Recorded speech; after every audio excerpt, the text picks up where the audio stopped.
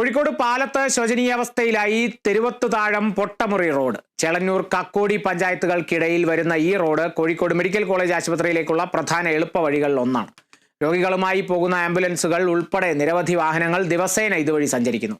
ചെറിയ repair work മതിയാകില്ലെന്നും ശാശ്വതമായ പരിഹാരം വേണമെന്നും നാട്ടുകാർ ആവശ്യപ്പെട്ടു. അത്രയും ദയനീയാവസ്ഥയിലാണ്. അത് പ്രത്യേകിച്ചിട്ട് മെഡിക്കൽ കോളേജ് റൂട്ടാണ്.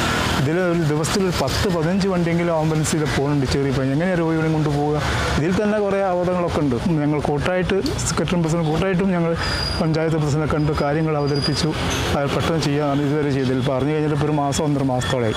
അപ്പം ഇനിയിപ്പോൾ നമ്മൾ ആരോട് ചോദിക്കുമ്പോൾ പറഞ്ഞ് 3 ലക്ഷം ഫണ്ട് വെച്ചിട്ടുണ്ട്, മഴ കാരണമാണ് അത് നടക്കാത്തത്, മഴ കഴിഞ്ഞാൽ ഉടനടി അതിൻ്റെ വർക്ക് തുടങ്ങും എന്നൊക്കെയാണ് അവർ പറയുന്നത്. എത്രയോ കാലങ്ങളായിട്ട് ഇങ്ങനെ കുണ്ടും കുഴിയായിട്ട് കിടക്കുകയാണ്.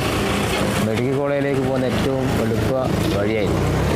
അപ്പോൾ ഇത് എത്രയും പെട്ടെന്ന് നന്നാക്കിയാൽ നാട്ടുകാർക്ക് മാത്രമല്ല മെഡിക്കൽ കോളേജിൽ പല ആവശ്യത്തിനും പോകുന്ന ഒരുപാട് ആളുകൾക്ക് ഉപകാരപ്പെടുക. അപ്പം പാലത്ത് തെരുവത്താഴം റോഡിൻ്റെ ശോചനാവസ്ഥ നിരവധി തവണ അധികാരികളുടെ ഇടയിൽ ഞങ്ങൾ സമർപ്പിച്ചതാണ്.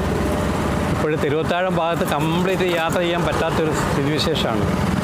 പഞ്ചായത്തിനും മറ്റ് അധികാരികളെയൊക്കെ നമ്മൾ പലതവണ സമീപിച്ചതാണ്. ഇതുവരെ യാതൊരു നടപടി ഉണ്ടായിട്ടില്ല.